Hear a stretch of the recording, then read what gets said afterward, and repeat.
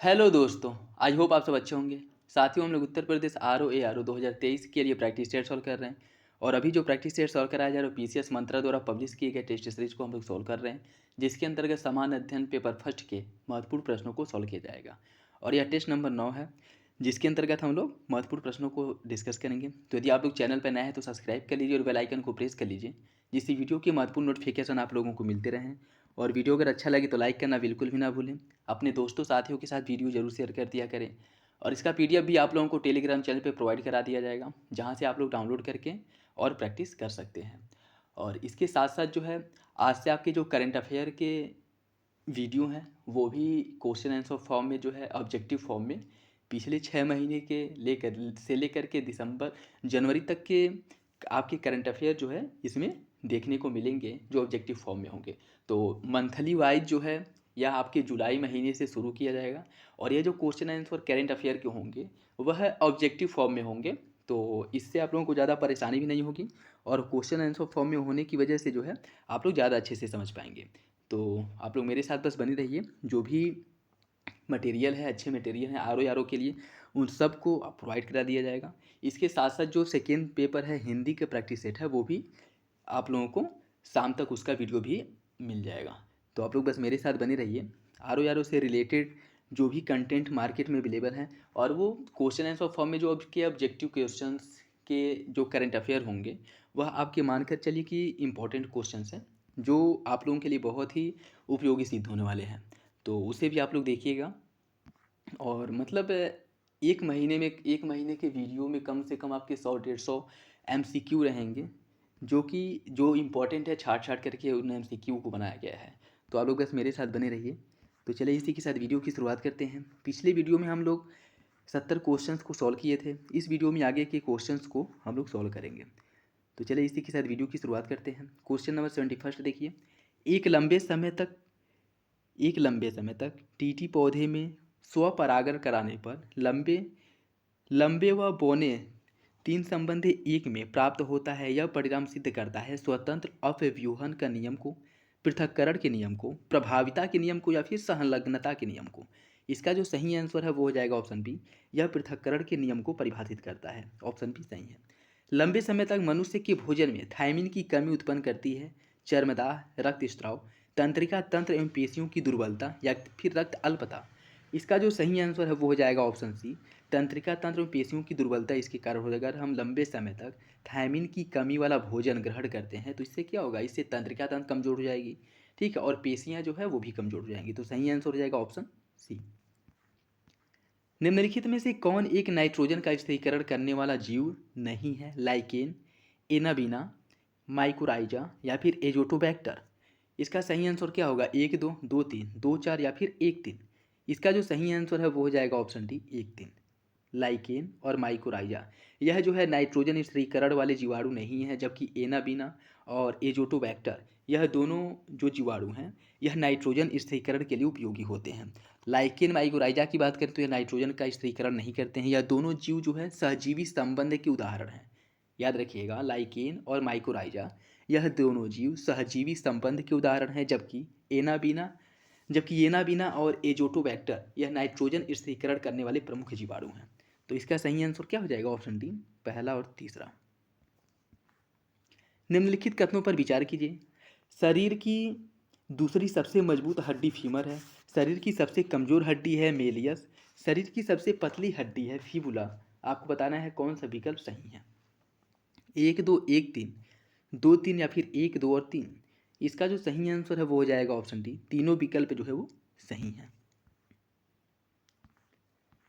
कूल्हे के जोड़ का प्रतिस्थापन क्या कहलाता है? आर्थोप्लास्टी, एंजियोप्लास्टी, ऑस्टियोपोरोसिस, या फिर आर्थराइटिस। इसका जो सही आंसर है वो हो जाएगा ऑप्शन ए। इसे ऑर्थोप्लास्टी कहा जाता है। कूल्हे के जोड़ के प्रत्यास प्रत्यास प्रतिस्थापन को आर्थोप्लास्टी कहा जाता है। ऑप्शन ए सही है। नाखून अथवा बाल काटते समय दर्द का अभाव नहीं होता, ऐसा क्यों होता है? नाखून एवं बाल अल्फा केरेटिन से बने होते हैं, या कैल्शियम फॉस्फेट के बने होते हैं। इनमें मृत कोशिकाओं के द्रव होते हैं जिनमें रक्त संचार नहीं होता, या इनमें से कोई नहीं। इसका जो सही आंसर है वो हो जाएगा ऑप्शन सी। इनमें मृत कोशिकाओं के द्रव होते हैं जिसमें रक्त का संचार नहीं होता है, जिस वजह से इन्हें काटने पर हमें दर्द की अनुभूति नहीं होती है। तो इसका सही आंसर क्या हो जाएगा? ऑप्शन सी। नेक्स्ट देखिए, इसमें सूची फर्स्ट को सूची सेकेंड से सुमिलित करना है। घुटना, घुटना इसकी अगर हम बात करें, यह जो है पैटेला बोन का उदाहरण है, या कह सकते हैं कि घुटना में पैटेला बोन पाया जाता है। एड़ी की अगर हम बात करें तो इसमें टॉर्सेल पाया जाता है। चेहरे में लाइक्राइमल, चेहरे में लाइक्राइमल पाया जाता है, और कंधे में स्कैपुला। तो इसका जो सही आंसर है वो हो जाएगा आपका ऑप्शन ए। 1 2 3 4।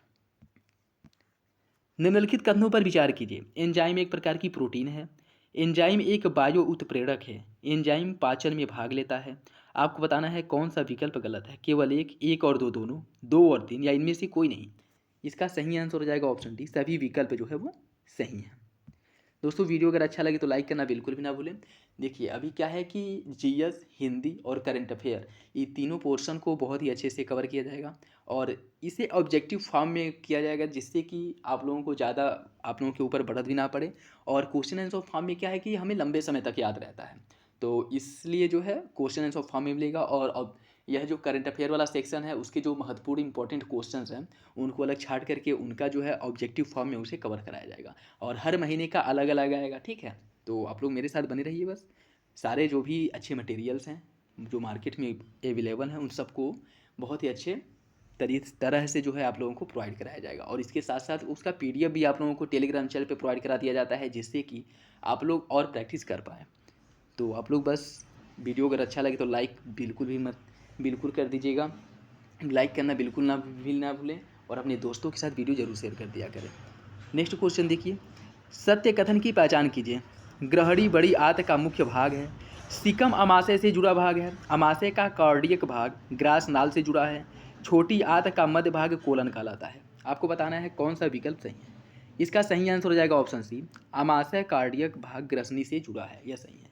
ग्रहणी जो है, ग्रहणी की अगर हम बात करें तो यह छोटी आंत का भाग नहीं है, बल्कि यह बड़ी आंत का भाग है।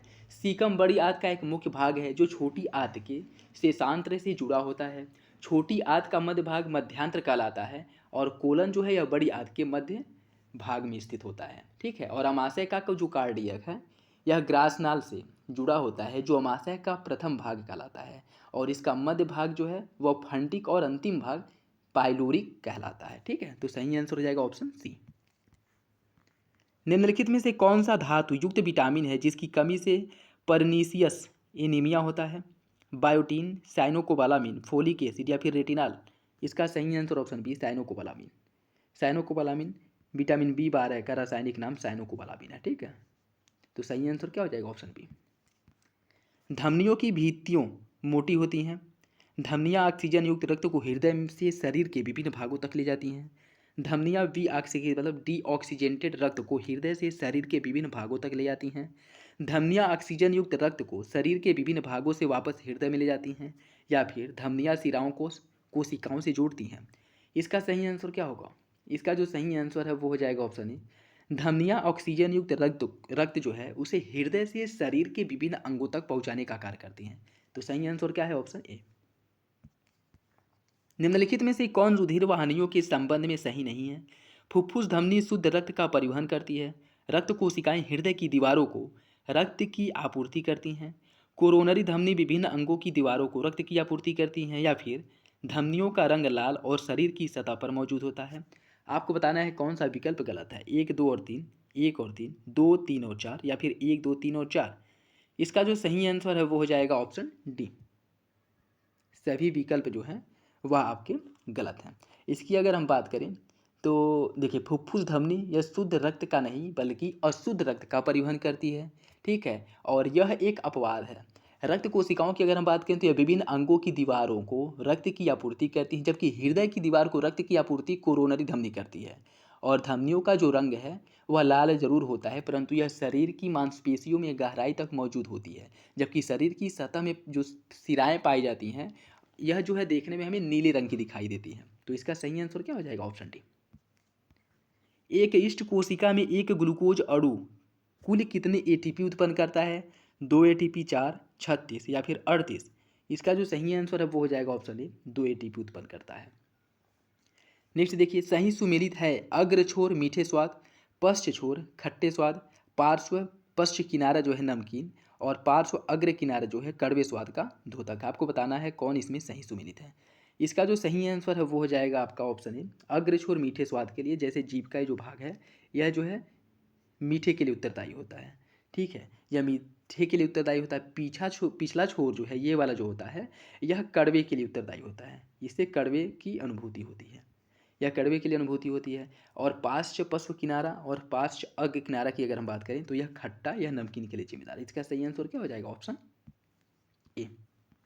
निम्नलिखित में से हीमोफीलिया रोग के संबंध में कौन सा कथन सही है? हीमोफीलिया को क्रिसमस रोग भी कहा जाता है, हीमोफीलिया को शाही रोग भी कहा जाता है। इस रोग में पुरुष सदैव वाहक और महिलाएं रोगी होती हैं। आपको बताना है कौन सा विकल्प इसका सही है, ए, बी या फिर सी। इसका जो सही आंसर है वो हो जाएगा आपका ऑप्शन ए। पहला दूसरा सही है, तीसरा गलत है। जिसमें तीसरे में दिया क्या है कि यह रोग का वाहक जो होता है पुरुष होता है और इससे महिलाएं प्रभावित होती हैं, कि गलत है। इसमें अगर हम बात करें तो महिलाएं इस रोग का वाहक होती हैं और इससे जो प्रभावित होते हैं वो पुरुष प्रभावित होते हैं। तो पहला दूसरा सही है, तीसरा गलत है। मंगोली जड़ता को वैज्ञानिक रूप में किस नाम से जाना जाता है? Klinefelter syndrome, down syndrome, Turner syndrome या फिर पटाउ सिंड्रोम। इसका सही आंसर हो जाएगा ऑप्शन बी, इसे डाउन सिंड्रोम के नाम से जाना जाता है। ऑप्शन बी सही है। ऑक्सीटोसिन के संबंध में निम्न कथनों पर विचार कीजिए और गलत कथन की जो है पहचान करना है। इसे दुग्ध स्त्रावक हार्मोन भी कहा जाता है, इसे लव हार्मोन भी कहा जाता है, इसे वृद्धि हार्मोन भी कहा जाता है। आपको बताना है कौन सा विकल्प सही है। इसका जो सही आंसर है वो हो जाएगा ऑप्शन ए। पहला दूसरा सही है, तीसरा सही। इसे वृद्धि हार्मोन नहीं, इसे दुग्ध स्त्राव हार्मोन और लव हार्मोन इसे कहा जाता है, ठीक है। तो ऑप्शन ए जो है वो आपका सही हो जाएगा। कीट संवर्धन क्या है? कीटों की वृद्धि करने का विज्ञान, जंतुओं के अध्ययन करने का विज्ञान, मछलियों के अध्ययन करने का विज्ञान या फिर कीटों को मारने का विज्ञान। इसका सही आंसर है ऑप्शन ए। कीट संवर्धन के अंतर्गत कीटों की वृद्धि करने के विज्ञान के बारे में हम लोग जानकारी उपलब्ध करते हैं। तो सही आंसर क्या हो जाएगा? Option A. निम्नलिखित में से गलत कथन की पहचान कीजिए।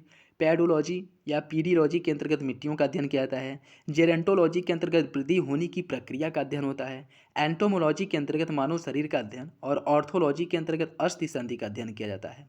आपको बताना है कौन सा विकल्प सही है। इसका जो सही आंसर है वो हो जाएगा आपका ऑप्शन सी। एंटोमोलॉजी के अंतर्गत मानव शरीर का अध्ययन किया जाता है, यह कथन आपका गलत है। अन्य तीनों विकल्प आपके सही हैं। एंटोमोलॉजी की अगर हम बात करें तो इसके अंतर्गत कीट पतंगों का अध्ययन किया जाता है, ठीक है, जबकि मानव के शरीर का अध्ययन जो किया जाता है वह एनाटोमी के अंतर्गत किया जाता है। मानव शरीर का अंदर एनाटोमी के अंतर्गत किया जाता है और एंटोमोलॉजी के अंतर्गत कीट पतंगों का अध्ययन किया जाता है। अन्य सभी विकल्प जो दिए हैं वो सही हैं। इसका सही आंसर हो जाएगा ऑप्शन सी। निम्नलिखित कथनों पर विचार कर सही कथन की पहचान कीजिए। किसी व्यक्ति के पाचन तंत्र की जांच करने के लिए उपयोग किया जाने वाला यंत्र एंडोस्कोपी कहलाता है। आईसीजी का पूर्ण रूप इलेक्ट्रोकार्डियोग्राफ है। ईसीजी है या आईसीजी नहीं है, ठीक है, ईसीजी है। ईसीजी का पूर्ण रूप होता है इलेक्ट्रोकार्डियोग्राफ। आपको बताना है कौन सा विकल्प इसमें से सही है, एक दो, एक और दो दोनों, या इनमें से कोई नहीं। इसका सही आंसर ऑप्शन है पहला सही है, दूसरा गलत है। देखिए ईसीजी की अगर हम बात करें तो इसे इलेक्ट्रोकार्डियोग्राफ नहीं बल्कि ईसीजी को इलेक्ट्रोकार्डियोग्राम कहा जाता है, ठीक है। और इलेक्ट्रोकार्डियोग्राफ उस मशीन का नाम है जिसमें ईसीजी का परीक्षण किया जाता है और इस विधि को इलेक्ट्रोकार्डियोग्राफी कहते हैं, ठीक है। इसका नाम क्या होता है? इसका फुल फॉर्म इलेक्ट्रोकार्डियोग्राम होता है, न कि इलेक्ट्रोकार्डियोग्राफ। तो पहला सही है, दूसरा गलत है। सही हो जाएगा ऑप्शन ए। क्या कारण है कि जलीय जीवों की श्वसन दर स्थलीय जीवों की श्वसन दर की तुलना में बहुत तेज होती है? जल में ऑक्सीजन की मात्रा अधिक होना, जल के प्रदूषण होने का कारण, जल में CO2 की मात्रा कम होना या फिर जल में O2 की मात्रा कम होना। इसका सही आंसर क्या होगा? इसका जो सही आंसर है वो हो जाएगा ऑप्शन डी। जल में O2 की मात्रा कम होने के कारण जो है जलीय जीवों का जो श्वसन दर है वह स्थलीय जीवों की तुलना में तेज होता है। तो सही आंसर क्या हो जाएगा? Option D. श्वसन के दौरान गैस का विनिमय कहा जाता है ग्रसनी में, श्वासनाल और कंठ में, फेफड़ों की कूपिका कोशिकाओं में या फिर नासिका गुहा में। इसका जो सही आंसर है वो हो जाएगा ऑप्शन सी। या फेफड़ों की कूपिका कोशिकाओं में जो है होता है। तो सही आंसर हो जाएगा ऑप्शन सी। निम्नलिखित में से असत्य कथन की पहचान कीजिए। 120 mmHg सिस्टोलिक रक्तदाब माना जाता है 80 mmHg डायस्टोलिक रक्तचाप माना जाता है। मनुष्य का हृदय एक धड़कन में 0.8 सेकेंड का समय लेता है। 1 मिनट में मनुष्य का हृदय औसतन 7 से 8 लीटर रक्त जो है वो पंप करता है। आपको बताना है कौन सा विकल्प गलत है। इसका जो सही आंसर है वो हो जाएगा ऑप्शन डी। 1 मिनट में मनुष्य का जो हृदय है वह 7 से 8 लीटर नहीं, बल्कि इसकी अगर हम बात करें तो 5 लीटर रक्त जो है पंप करता है। 5 लीटर, ठीक है, न कि 7 से 8 लीटर। तो सही आंसर क्या हो जाएगा? इसका सही आंसर हो जाएगा ऑप्शन डी। हमारे शरीर में मूत्र का सही मार्ग क्या है? किडनी, फिर मूत्रनली, मूत्र मार्ग, फिर मूत्राशय, या फिर किडनी से मूत्राशय, मूत्र मार्ग, फिर मूत्रनली, या फिर किडनी से मूत्रनली, मूत्राशय, फिर मूत्र मार्ग, या फिर मूत्राशय से किडनी, मूत्र मार्ग और फिर मूत्र मार्ग। इसका सही आंसर क्या होगा? इसका जो सही आंसर है वो हो जाएगा ऑप्शन सी। हमारे शरीर में मूत्र का जो सही मार्ग होता है वह किडनी, किडनी से मूत्र नली में जाता है, फिर वहाँ से मूत्राशय में, फिर मूत्र मार्ग में। सही आंसर हो जाएगा ऑप्शन सी। निम्नलिखित कथनों पर विचार कीजिए। हेमोडायलिसिस किडनी के खराब होने पर किया जाने वाला उपचार है। हमारी किडनी औसतन प्रतिदिन 180 लीटर रक्त निस्यंदित करती है। आपको बताना है कौन सा विकल्प गलत है। इसका जो सही आंसर है वो हो जाएगा ऑप्शन डी। दोनों विकल्प आपके सही हैं, कोई सा भी गलत नहीं है, ठीक है। तो सही आंसर क्या हो जाएगा? Option D. दोस्तों वीडियो अगर अच्छा लगे तो लाइक करना बिल्कुल भी ना भूलिएगा। सूची फर्स्ट को सूची सेकेंड से सम्मिलित करना है। लार में क्या पाया जाता है? लार में जो है टायलिन पाया जाता है। अमाशय या अमाशय की अगर हम बात करें तो अमाशय में पेप्सिन पाया जाता है, ठीक है। लार में टायलिन पाया जाता है, लार में पाया जाता है टायलिन, अमाशय में पाया जाता है पेप्सिन, और अग्नाशयी रस में जो है वह ट्रिप्सिन मिलता है। अग्नाशयी रस में ट्रिप्सिन और आत्रीय रस में, आत रस में, इसमें डाइसैकेराइड पाया जाता है। तो इसका जो सही आंसर है वो हो जाएगा आपका ऑप्शन, इसका सही आंसर है ऑप्शन बी। 3 4 2 1 ऑप्शन बी सही है। लार में टाइलिन नामक एंजाइम्स पाया जाता है, अमाशय में पेप्सिन, अग्नाशयी रस में ट्रिप्सिन और आत्रीय रस में डाइसैकेराइड। सही आंसर है ऑप्शन बी। मस्तिष्क का वह भाग जो हमारी अनैच्छिक क्रियाओं को नियंत्रित करता है, सामान्यतः उसे श्वसन का केंद्र भी कहा जाता है। मस्तिष्क का वह भाग कौन सा है जो हमारी अनैच्छिक क्रियाओं को नियंत्रित करता है? सेरिब्रम, सेरिबेलम, मेडुला ऑब्लंगाटा या फिर हाइपोथैलेमस। इसका सही आंसर ऑप्शन सी। इसे मेडुला ऑब्लंगाटा के नाम से जाना जाता है, जो हमारे शरीर की अनैच्छिक क्रियाओं को, इनवैल्यूएटरी एक्टिविटीज़ को नियंत्रित करता है, और इसके साथ साथ इसे श्वसन का केंद्र भी कहा जाता है। किसे? मेडुला ऑब्लंगाटा को। सही आंसर है ऑप्शन सी। मोनोसैकेराइड कार्बनिक अणुओं के किस समूह से संबंधित है? न्यूक्लिक अम्ल के, प्रोटीन, कार्बोहाइड्रेट या फिर लिपिड। इसका सही आंसर ऑप्शन सी।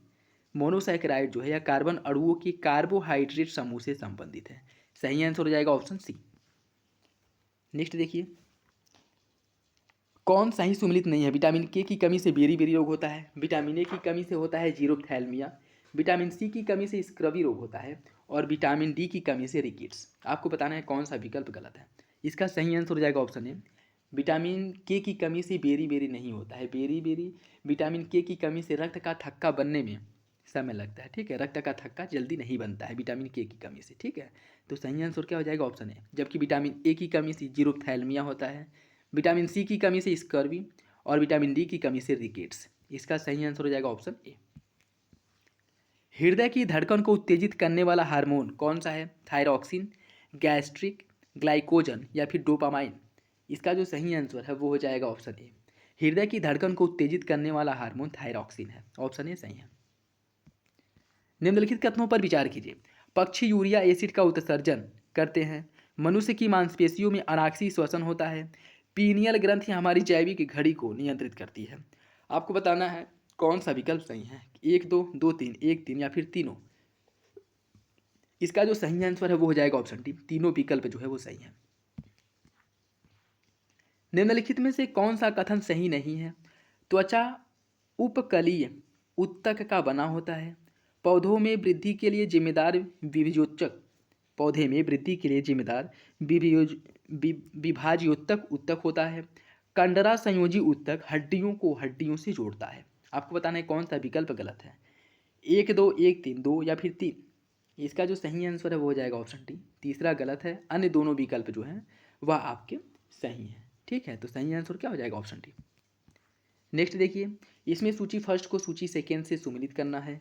इसकी अगर हम बात करें, थायराइड, थायराइड में जो है थायरॉक्सिन नामक हार्मोन्स पाया जाता है। अग्नाशय में जो है, अग्नाशय में पाया जाता है आपका इंसुलिन। अधिवृक्क के ग्रंथि में एड्रीनल पाया जाता है। और पीयूष ग्रंथि जो है यह वृद्धि हार्मोन्स है। इसका जो सही आंसर है वो हो जाएगा ऑप्शन डी, 2, 3, 4, 1। रक्त स्कंदन की प्रक्रिया को क्या कहा जाता है? होमोस्टेटिस, एरिथ्रोब्लास्टोसिस फिलेटिस, या फिर हेमोपाएसिस, या फिर इनमें से कोई नहीं। इसका सही आंसर ऑप्शन है, इसे एरिथ्रोब्लास्टोसिस फिटेलिस कहा जाता है। ठीक है, रक्त स्कंदन की प्रक्रिया को रक्त स्कंदन की जो प्रक्रिया है इसे हेमोस्टेटिस कहा जाता है। ठीक है, हेमोस्टेटिस सही आंसर हो जाएगा ऑप्शन ए। कोशिका में पाए जाने वाले क्रोमोसोम के संदर्भ में निम्नलिखित कथनों पर विचार कीजिए। यह कोशिका के केंद्रक में उपस्थित होते हैं, यह डीएनए तथा प्रोटीन से निर्मित होते हैं, या आनुवांशिक गुणों के लिए उत्तरदायी होते हैं। आपको बताना है कौन सा विकल्प सही है। इसका जो सही आंसर है वो हो जाएगा ऑप्शन डी, सभी विकल्प जो है सही है। यह कोशिका के केंद्रक में उपस्थित होते हैं, डीएनए और प्रोटीन से निर्मित होते हैं, और यह आनुवांशिक गुणों के लिए उत्तरदायी होते हैं। ऑप्शन डी सही है। निम्नलिखित में से किसे जीवद्रव्य की खोज की थी? किसके द्वारा जीवद्रव्य की खोज की गई थी? Robert Hooke, Robert Brown, Leeuwenhoek, या फिर डुजर्दिन। इसका सही आंसर हो जाएगा ऑप्शन डी, डुजर्दिन द्वारा जो है जीवद्रव्य या प्रोटोप्लाज्म की खोज की गई थी। ऑप्शन डी सही है। निम्नलिखित में से कौन सा एक कोशिकीय जीव नहीं है? जीवाणु, अमीबा, पैरामीशियम, या फिर विषाणु। इसका सही आंसर ऑप्शन डी, विषाणु जो है यह एक कोशिकीय जीव नहीं है, जबकि जीवाणु, पैरामीशियम और अमीबा यह तीनों एक कोशिकीय जीव के उदाहरण है। इसका सही आंसर हो जाएगा ऑप्शन डी। कोशिका संरचना के संबंध में निम्नलिखित कथनों पर विचार करें। कोशिका द्रव्य एवं केंद्रक को सम्मिलित रूप से जीवद्रव्य कहा जाता है। कोशिका झिल्ली एक अर्ध पारगम्य संरचना होती है। आपको बताना है कौन सा विकल्प सही है। इसका सही आंसर हो जाएगा ऑप्शन सी, दोनों विकल्प जो है वह सही है। कोशिका भित्ति के संबंध में क्या सही नहीं है? यह केवल पादप कोशिकाओं में पाई जाती है, यह मुख्यतः सेलुलोज की बनी होती हैं, कोशिका झिल्ली की भांति यह पारगम्य नहीं होती हैं, यह पादप कोशिकाओं को सुरक्षा तथा आंतरिक सहायता प्रदान करती हैं। आपको बताना है कौन सा विकल्प गलत है। इसका जो सही आंसर है वो हो जाएगा ऑप्शन सी, कोशिका झिल्ली की भांति यह पारगम्य नहीं होती हैं, जो कि गलत है। कोशिका भित्ति की भांति यह पारगम्य होती हैं, जिसका प्रमुख कार्य होता है कोशिका झिल्ली की रक्षा करना तथा कोशिका को सूखने से बचाना। ठीक है, तो सही आंसर क्या हो जाएगा ऑप्शन सी। निम्नलिखित में से किसके विभाजन को साइटोकाइनेसिस कहा जाता है? केंद्रक के, कोशिका द्रव्य के, केंद्रक और कोशिका द्रव्य दोनों के, या फिर उपयुक्त में से कोई नहीं। इसका सही आंसर है ऑप्शन बी, कोशिका द्रव्य के विभाजन को साइटोकाइनेसिस कहा जाता है। ऑप्शन बी जो है, ऑप्शन बी आपका सही है। कोशिका के विभाजन को, कोशिका द्रव्य जो है, कोशिका द्रव्य के विभाजन को साइटोकाइनेसिस कहा जाता है। सही आंसर हो जाएगा ऑप्शन बी। जीवों में घाव का भरना किस प्रकार के विभाजन का उदाहरण है? अर्धसूत्री, समसूत्री, अर्धसूत्री तथा समसूत्री दोनों, या उपयुक्त में से कोई नहीं। इसका सही आंसर ऑप्शन बी, जीवों के घाव का भरना यह समसूत्री विभाजन इसे कहा जाता है। ऑप्शन बी सही है। निम्नलिखित में से किसे प्राचीनतम जीवित जीवाश्म कहा जाता है? साइनोबैक्टीरिया, एक्टिनोमाइसिटीज, आर्कीबैक्टीरिया, या उपयुक्त में से सभी। इसका जो सही आंसर है वो हो जाएगा ऑप्शन सी, आर्कीबैक्टीरिया को प्राचीनतम जीवित जीवाश्म कहा जाता है। ऑप्शन सी सही है। बैक्टीरियोफेज क्या है? जीवाणु, विषाणु, कवक, या उपयुक्त में से कोई नहीं। इसका सही आंसर ऑप्शन बी, बैक्टीरियोफेज जो है यह विषाणु है। ठीक है, बैक्टीरियोफेज जो है विषाणु है, विषाणु। और इसकी अगर हम बात करें तो यह जीवाणुओं के ऊपर आश्रित रहने वाली विषाणु होती है, जिनका प्रमुख गुण होता है जल को सड़ने से रोकना। ठीक है, तो सही आंसर क्या है? Option B. निम्नलिखित में से कौन सा रोग जीवाणुओं के कारण नहीं होता है? केले का बंकी टॉप ऑफ बनाना रोग, नींबू का कैंकर रोग, आलू का सेंथिल रोग, या फिर गेहूं का टुंडू रोग। इसका सही आंसर ऑप्शन है, केले का बंकी टॉप रोग जो है यह जीवाणुओं के कारण नहीं होता है। सही आंसर हो जाएगा ऑप्शन है। नाखूनों तथा बालों में उगने वाले कवक को क्या कहा जाता है? कोप्रोफिलस, किरेटिनोफिलस, एस्परजिलस, या फिर पेनिसिलियम। इसका सही आंसर ऑप्शन बी, इसे किरेटिनोफिलस कहा जाता है। किरेटिनोफिलस के नाम से जाना जाता है नाखूनों और बालों में उगने वाले कवक को। ऑप्शन बी सही है। निम्नलिखित में से किसका अध्ययन माइकोलॉजी कहा जाता है? या कह सकते हैं कि माइकोलॉजी का अध्ययन, किसका अध्ययन जो है माइकोलॉजी के अंतर्गत किया जाता है? लाइकेन का, प्रोटोजोआ का, कवक का, या फिर शैवाल का। इसका सही आंसर ऑप्शन सी, कवक का जो अध्ययन है वह माइकोलॉजी के अंतर्गत किया जाता है, या माइकोलॉजी कहलाता है। ऑप्शन सी सही है। नेक्स्ट देखिए, प्रयोगशाला में प्रयुक्त होने वाला लिटमस पेपर किस लाइकेन से प्राप्त किया जाता है? रेमेनीला से, रोसेला से, रेनडियर मास से या फिर परमेलिया से? इसका जो सही आंसर है वो हो जाएगा ऑप्शन बी, रोसेला से प्राप्त होता है। ऑप्शन बी सही है। लाइकेन के संबंध में निम्नलिखित कथनों पर विचार कीजिए। लाइकेन वायु प्रदूषण के संकेतक होते हैं। वायु प्रदूषण वाले स्थान पर लाइकेन अधिक उगते हैं। आपको बताना है कौन सा विकल्प गलत है। इसका सही आंसर ऑप्शन बी, दूसरा गलत है, पहला सही है। जिस स्थान पर वायु प्रदूषण अधिक होता है वहाँ पर लाइकेन पाया ही नहीं जाता है। ठीक है, तो सही आंसर क्या हो जाएगा? ऑप्शन बी, दूसरा गलत है। दोस्तों वीडियो अगर अच्छा लगे तो लाइक जरूर कर दिया करें। निम्नलिखित में से किसे अंतरिक्ष शैवाल कहा जाता है? सिफेलियूरास, क्लोरेला, ट्राइकोडेस्थियम, इरिथ्रिया या फिर अल्वा? इसका जो सही आंसर है वो हो जाएगा ऑप्शन बी, क्लोरेला को जो है अंतरिक्ष शैवाल कहा जाता है। अंतरिक्ष यात्री जो है भोजन के रूप में क्लोरेला का उपयोग अधिक करते हैं क्योंकि इसमें प्रोटीन, अन्य जो मिनरल्स वगैरह वो अधिक मात्रा में पाए जाते हैं। ठीक है, तो सही आंसर क्या हो जाएगा? Option B. निम्नलिखित में से किसे जीवित जीवाश्म की संज्ञा दी जाती है? चिलगोजा को, जूनिपेरस को, जिम्नोस्पर्म को या फिर साइकस को? इसका सही आंसर ऑप्शन डी, साइकस को जो है जीवित जीवाश्म की संज्ञा दी जाती है। ऑप्शन डी सही है। कोशिका द्रव के संबंध में निम्नलिखित कथनों पर विचार कीजिए। कोशिका भित्ति और केंद्रक के बीच में पाए जाने वाले द्रव पदार्थ को कोशिका द्रव्य कहा जाता है। कोशिका द्रव्य में ही अंतर प्रद्रव्यी जलिका या फिर जिसे इंडोप्लाज्मिक रेटिकुलम कहा जाता है, राइबोसोम आदि पाए जाते हैं। कोशिका द्रव्य और केंद्रक को सम्मिलित रूप से जीव द्रव्य प्रोटोप्लाज्म कहा जाता है। आपको बताना है कौन सा विकल्प गलत है। 1, 2, 1, 3, 2, 3 या उपयुक्त में से सभी? इसका जो सही आंसर है वो हो जाएगा ऑप्शन डी, सभी विकल्प गलत है। इसकी अगर हम बात करें, कोशिका द्रव्य को या कोशिका को 3 भागों में बांटा गया है, कोशिका झिल्ली, कोशिका द्रव्य और केंद्रक। और कोशिका भित्ति या कह सकते हैं कि कोशिका के विभिन्न कोशिकांग किसी कोशिका द्रव्य में पाए जाते हैं। सही आंसर क्या हो जाएगा? Option D. निम्नलिखित में से कौन सा रोग जीवाणु जनित है? कुशिंग रोग, हीमोफीलिया, निमोनिया या फिर जॉन्डिस? इसका सही आंसर हो जाएगा ऑप्शन ए, कुशिंग रोग। यह जो है जीवाणु जनित रोग है। ऑप्शन ए आपका सही है। जॉन्डिस एक विषाणु जनित रोग है, हीमोफीलिया एक लिंगी संलग्नी रोग है और कुशिंग रोग जो है यह एड्रिनल हार्मोन के अति स्त्रावण के कारण होता है। तो सही आंसर क्या हो जाएगा? ऑप्शन ए, कुशिंग रोग। क्रेब्स चक्र मनुष्य की शारीरिक क्रियाविधि के किस भाग से संबंधित है? श्वसन तंत्र, पाचन तंत्र, रक्त परिसंचरण तंत्र या फिर उत्सर्जन तंत्र? इसका सही आंसर ऑप्शन ए, क्रेब्स चक्र जो है मानव के श्वसन तंत्र से संबंधित है। ऑप्शन ए सही है। मानव मस्तिष्क का कौन सा भाग श्वसन क्रिया को नियंत्रित करता है? मेडुला ऑब्लंगाटा, पास वैगेलाई, अनुमस्तिष्क या फिर प्रमस्तिष्क? इसका सही आंसर हो जाएगा ऑप्शन बी, पास वैगेलाई। ऑप्शन बी सही है। निम्नलिखित में से कौन से रुधिर कार्य है? रुधिर के कौन से कार्य हैं आपको बताना है? शरीर का तापमान नियंत्रित करना, भोजन सामग्री अंतःस्त्रावी एवं उत्सर्जी पदार्थ गैसों आदि का परिवहन करना। आपको बताना है कौन सा विकल्प सही है। इसका सही आंसर हो जाएगा ऑप्शन सी, दोनों विकल्प जो है रक्त के बारे में, रुधिर के बारे में सही है और ऑप्शन सी जो है सही हो जाएगा।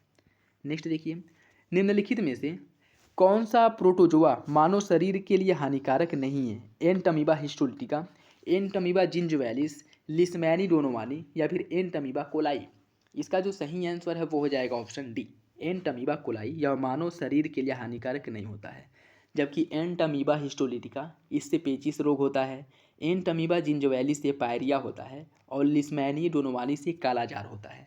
ठीक है, तो ये तीनों जो है हानिकारक अमीबाएँ हैं और इसका सही आंसर क्या हो जाएगा? ऑप्शन डी, यह जो है मानव शरीर के लिए हानिकारक नहीं होती है। निम्नलिखित में से कौन सा सुमेलित नहीं है? श्वेत रक्त कणों का जो जीवन काल है 2 से 5 दिन होता है। शरीर के कुल भाग में जल का प्रतिशत 55% होता है। पोलियो ड्रॉप की खोज जॉन सॉल्क ने की थी। विटामिन डी की खोज हॉपकिंस ने। आपको बताना है कौन सा विकल्प गलत है। इसका सही आंसर हो जाएगा ऑप्शन डी, दूसरा और तीसरा गलत है। इसमें आपका दूसरा और तीसरा गलत है। शरीर के कुल भार में जल के प्रतिशत की अगर हम बात करें तो शरीर के कुल भार का लगभग 65% जल होता है। ठीक है, 65% जल होता है।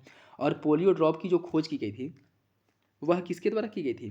पोलियो ड्रॉप की खोज जो है, पोलियो टीके की खोज की गई थी जॉन सॉल्क के द्वारा। ठीक है, पोलियो ड्रॉप की खोज एल्बर्ट सैबिन द्वारा की गई थी। ठीक है, तो यह याद रखिएगा, इंपॉर्टेंट है। पोलियो टीके की खोज जॉन सॉल्क के द्वारा की गई थी। टीके की खोज, ठीक है, टीके की खोज की गई थी जॉन सॉल्क के द्वारा और पोलियो ड्रॉप की खोज की गई थी एल्बर्ट सैबिन द्वारा। किसके द्वारा? एल्बर्ट सैबिन द्वारा। एल्बर्ट सैबिन द्वारा, ठीक है। तो इसका जो सही आंसर है वो हो जाएगा ऑप्शन डी। दूसरा तीसरा गलत है, अन्य दोनों विकल्प आपके सही हैं। अग्नाशयी रस में उपस्थित किस एंजाइम के द्वारा प्रोटीन का पाचन किया जाता है? माल्टेज, ट्रिप्सिन, एमाइलेज या फिर लाइपेज? इसका जो सही आंसर है वो हो जाएगा ऑप्शन बी। ट्रिप्सिन के द्वारा जो है अग्नाशयी रस में उपस्थित एंजाइम्स, इसका जो है पाचन किया जाता है। ऑप्शन बी सही है। निम्नलिखित में से कौन सा दीर्घ मात्रिक पोषक तत्व नहीं है? मैग्नीशियम, कैल्शियम, सल्फर या फिर मैग्नीज? इसका सही आंसर ऑप्शन डी मैग्नीज। निम्नलिखित में से कौन सा तत्व पौधों में इंडोल एसिटिक एसिड के संश्लेषण में उपयोगी होता है? मैग्नीज, जिंक, मैग्नीशियम या फिर बोरान? इसका जो सही आंसर है वो हो जाएगा option B zinc. Option B सही है। प्रकाश संश्लेषण के संबंध में निम्नलिखित कथनों पर विचार कीजिए। लाल एवं नीले प्रकाश में प्रकाश संश्लेषण की क्रिया सर्वाधिक तीव्र होती है। ताप बढ़ने के साथ प्रकाश संश्लेषण की दर बढ़ती है। आपको बताना है कौन सा विकल्प सही है। इसका जो सही आंसर है वो हो जाएगा ऑप्शन ए। पहला सही है, दूसरा गलत है। दूसरा गलत है। प्रकाश संश्लेषण की क्रिया 0 डिग्री से 37 डिग्री सेल्सियस तक तापमान बढ़ने पर बढ़ती है, लेकिन उसके बाद अगर तापमान 37 डिग्री से उच्च हो जाए तब इस कंडीशन में प्रकाश संश्लेषण की जो क्रिया है वह निम्न हो जाती है या धीरे धीरे घटने लगती है। ठीक है, तो पहला सही है, दूसरा गलत है। 0 से लेकर के 37 डिग्री सेंटीग्रेड तापमान तक जैसे जैसे बढ़ता है वैसे प्रकाश संश्लेषण की क्रिया बढ़ती है, लेकिन 37 डिग्री सेंटीग्रेड से जैसे ऊपर होता है तो प्रकाश संश्लेषण की जो दर है वह धीरे धीरे कम होने लगती है। तो सही आंसर हो जाएगा पहला, दूसरा जो है वो गलत है। निम्नलिखित में से कौन सा अनियत तापी वर्ग का उदाहरण है? सरीसृप, पक्षी, स्तनधारी या फिर उपयुक्त में से सभी? इसका जो सही आंसर है वो हो जाएगा ऑप्शन ए सरीसृप। यह अनियत वर्ग का उदाहरण है, अनियत तापी वर्ग का। ऑप्शन ए जो है वह आपका सही हो जाएगा। नेक्स्ट देखिए, एंजाइम्स क्या होते हैं? प्रोटीन, कार्बोहाइड्रेट, वसा या उपयुक्त में से कोई नहीं? इसका जो सही आंसर है वो हो जाएगा ऑप्शन ए। एंजाइम्स जो है यह प्रोटीन होते हैं। एंजाइम्स प्रोटीन होते हैं जो जैव उत्प्रेरक के रूप में शरीर जैव रासायनिक अभिक्रियाओं में सहायता करते हैं, शरीर की जैव रासायनिक अभिक्रियाओं में मदद करते हैं। सही आंसर क्या हो जाएगा? Option A. विटामिन में से कौन सा एक सही सुमेलित नहीं है? विटामिन डी, इसका रासायनिक नाम कैल्सीफेराल है। विटामिन ई का टोकोफेराल, विटामिन बी 12 का साइनोकोबालामिन और विटामिन बी 7 का पैरिडॉक्सिन। आपको बताना है कौन सा विकल्प सुमेलित नहीं है। इसका जो सही आंसर है वो हो जाएगा आपका option D vitamin B 7। Vitamin B 7 की अगर हम बात करें तो इसका रासायनिक नाम बायोटीन होता है। ठीक है, इसका रासायनिक नाम होता है बायोटीन।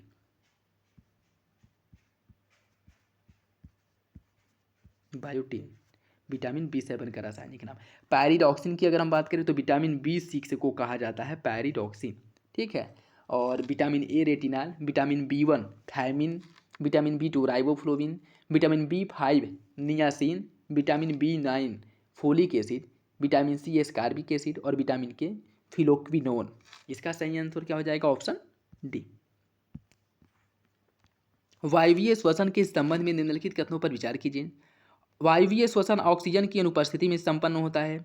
वायवीय श्वसन का प्रथम चरण माइटोकांड्रिया में तथा द्वितीय चरण कोशिका द्रव्य में संपन्न होता है। आपको बताना है कौन सा विकल्प गलत है। इसका जो सही आंसर है वो हो जाएगा ऑप्शन सी।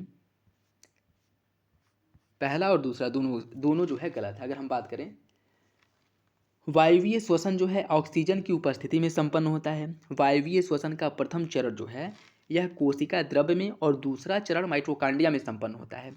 और वायवीय श्वसन में ग्लूकोज का पूर्ण ऑक्सीकरण होकर के CO2 और जल का निर्माण होता है। ठीक है, तो सही आंसर क्या हो जाएगा? Option C. मनुष्य में निद्रा रोग स्लीपिंग सिकनेस किसके कारण होता है? फफूंद, प्रोटोजोआ, जीवाणु या फिर विषाणु? इसका सही आंसर ऑप्शन बी, यह प्रोटोजोआ के कारण होता है। ऑप्शन बी सही है। निम्नलिखित में से कौन सा सुमेलित नहीं है? पीत ज्वर, जीवाणु, एस्कैरिएसिस, निमेटोड, टीनिएसिस परजीवी, गाउट, सिट्रिक अम्ल? आपको बताना है कौन सा विकल्प गलत है। इसका सही आंसर हो जाएगा ऑप्शन ए पीत ज्वर, जीवाणु। पीत ज्वर की अगर हम बात करें तो यह विषाणु जनित रोग है, न कि जीवाणु जनित। अन्य तीनों विकल्प आपके सही सुमेलित हैं। नेक्स्ट देखिए, इसमें आपको बताना है कौन सही सुमेलित नहीं है। स्वाइन फ्लू जो है यह H5N1 द्वारा होता है। बर्ड फ्लू H1N1 द्वारा होता है। आपको बताना है कौन सा विकल्प सही है, कौन सा विकल्प सुमेलित नहीं है। इसका जो सही आंसर है वो हो जाएगा ऑप्शन सी। दोनों विकल्प जो है सुमेलित नहीं है। स्वाइन फ्लू की अगर हम बात करें तो स्वाइन फ्लू H1N1 द्वारा होता है और बर्ड फ्लू जो है वह H5N1 द्वारा होता है। दोनों अपोजिट दिया है। ठीक है, इसमें बर्ड फ्लू H5N1 और स्वाइन फ्लू H1N1 हो जाएगा। इसका सही आंसर ऑप्शन सी। निम्नलिखित में से कौन सा सही सुमेलित है? एंथोलॉजी घासों का अध्ययन, डेंड्रोलॉजी वृक्षों झाड़ियों का अध्ययन, पोमोलॉजी बीजों का अध्ययन और लिमोलॉजी झीलों का अध्ययन। आपको बताना है कौन सही सुमेलित है। इसका जो सही आंसर है वो हो जाएगा ऑप्शन बी, डेंड्रोलॉजी के अंतर्गत वृक्षों झाड़ियों का अध्ययन किया जाता है। ऑप्शन बी सही है, अन्य तीन विकल्प आपकी गलत है। इसमें अगर हम बात करें, एंथोलॉजी यह पुष्पों का अध्ययन से संबंधित है, पोमोलॉजी फलों के अध्ययन से, लिमोलॉजी जो है झीलों और अलवड़ी जलीय पादपों के अध्ययन से संबंधित है। तो इसका जो सही आंसर है वो हो जाएगा ऑप्शन बी। नेक्स्ट देखिए, और आज का लास्ट क्वेश्चन, निम्नलिखित में से कौन सा हार्मोन पौधों की वृद्धि को रोकने का कार्य करता है? एबिसिसिक अम्ल, साइटोकाइनिन, एथिलीन या उपयुक्त में से कोई नहीं। इसका सही आंसर है ऑप्शन ए, एबिसिसिक अम्ल। यह जो है पौधों की वृद्धि को रोकने का कार्य करता है। ऑप्शन ए सही है। ये था आज का लास्ट क्वेश्चन, और मैं कोशिश किया हूँ कि जल्दी जल्दी जो है यह प्रैक्टिस सेट सॉल्व करा दिया जाए, क्योंकि जैसे जैसे एग्जाम आ रहा है कम समय में ज़्यादा क्वेश्चंस अगर सॉल्व कराया जा रहा है तो वो ज़्यादा सही रहेगा। ठीक है, तो मुश्किल से 34-35 मिनट में ये 70 क्वेश्चन सॉल्व कराए गए हैं, और इसके साथ हिंदी के वीडियो भी, हिंदी का जो प्रैक्टिस सेट है वो भी प्रॉपर आता रहेगा। और उसके साथ साथ सबसे इंपॉर्टेंट है आप लोगों के करंट अफेयर का सेक्शन। ठीक है, जहाँ पे आप मान कर चलिए कि कम से कम 20-25 क्वेश्चंस करंट अफेयर से देखने को मिलेंगे, और ज़्यादातर क्वेश्चन जो है पिछले 6 महीने 8 महीने के क्वेश्चन से ही उठाए जाएंगे। तो इन सारे क्वेश्चंस को, सारे करंट अफेयर को यह प्रयास किया गया है कि ये ऑब्जेक्टिव फॉर्म में कंप्लीट कराया जाए, जो आपके लिए बहुत ही ज़्यादा इंपॉर्टेंट रहेगा। तो कोशिश करिए कि वह वीडियो बिल्कुल भी स्किप ना करें, और करंट अफेयर का वीडियो जरूर आप लोग देखिएगा। ठीक है, तो चलिए मिलते हैं अगले वीडियो में, तब तक के लिए धन्यवाद।